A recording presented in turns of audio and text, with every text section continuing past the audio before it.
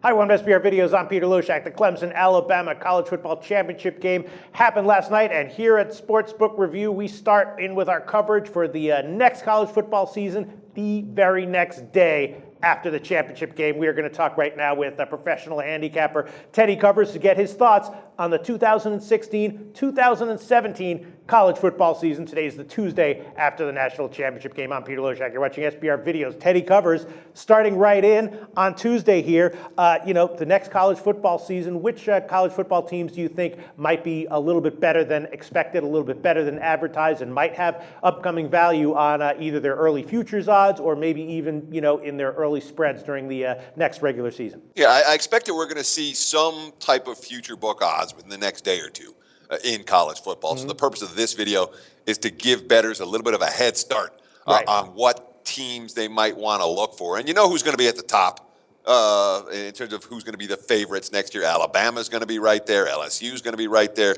I'd expect Clemson to be amongst the serious contenders. You got your Notre Dames and your Stanfords and your Ohio States. And, the teams that have been there in recent seasons will all be among the betting favorites for next year.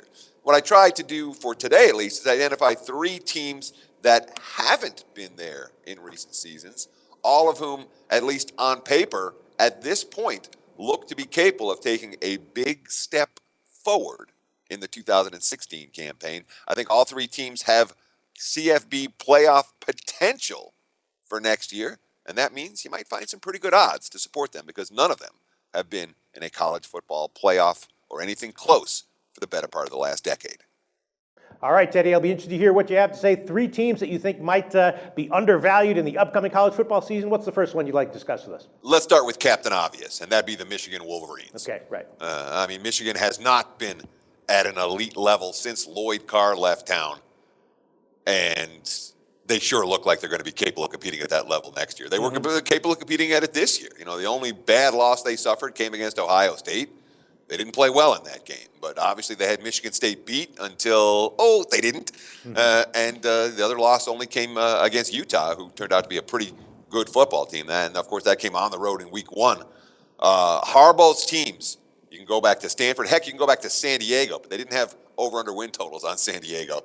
The Toreros are not a D1 program. But at Stanford, at San Francisco, and in his first year at Michigan, Jim Harbaugh's cashed a grand total of one under ticket in all of those years as a head coach. And that came in his final years with the 49ers. Don't know yet who Michigan's going to have at quarterback next year, but on paper, the Wolverines look to be capable of contending for a title, especially with fellow Big Ten heavyweight Michigan State looking to be in rebuilding mode in 2016. All right, sounds good there. What's team number two, Teddy Covers? Well, let's see. 8 of the last 10 title winners have come from one conference. That conference is the SEC. And I talked about Alabama and LSU as the two biggest heavyweights, the teams that are always going to have very short championship odds. But let's take a look at a team from the other side of the conference, the Tennessee Volunteers, a team that came on like a freight train down the stretch this year. I'm a Butch Jones fan. He's another guy who's won everywhere he's been. He won conference titles at Central Michigan. He won conference titles at Cincinnati. You win an SEC conference title, guess what? You're in the mix for the national championship. The Vols, with Joshua Dobbs returning at quarterback, he's already being talked about as a Heisman contender. They look to me to be a team capable of winning a title next year, and you may be able to find some pretty good odds on Tennessee to do that. Okay, and team number three, Teddy Covers, for the college football 2016-2017 season to look forward to. And this is a real long shot, and I wouldn't bet him at anything less than 100 to 1. But if you find 100 to 1 or better on the Washington Huskies, I think they might well be worth a look. The Pac-12 is brutal, and the Pac-12 North is brutal. But Oregon's going to need another new quarterback next year, and their defense really hasn't been good. Stanford's graduating their quarterback. The Washington Huskies are not. Obviously, we're talking about Chris Peterson, a guy who had a heck of a lot of success, both in the regular season and in the postseason at Boise State. In terms of young talent, love the Frosh quarterback this year, Jake Browning. Myles Gaskin, the young running back, who was an absolute beast. And, of course, this team is loaded in the trenches. They have, I guess we'll call it SEC caliber offensive and defensive linemen, NFL caliber offensive and defensive linemen.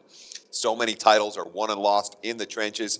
Washington competes well in that category. And at a big long shot price, maybe you look at the Huskies to break through in 2016. Or just think of the Huskies to have betting value on their game spreads, at least in the early part of the season. Absolutely, I love that call. The more years Chris Peterson has under his belt at Washington, the more cohesive I think that program's going to be, and the more they're going to outperform their market valuations. Teddy Covers, thanks so much for your initial thoughts on the 2016-2017 college football season.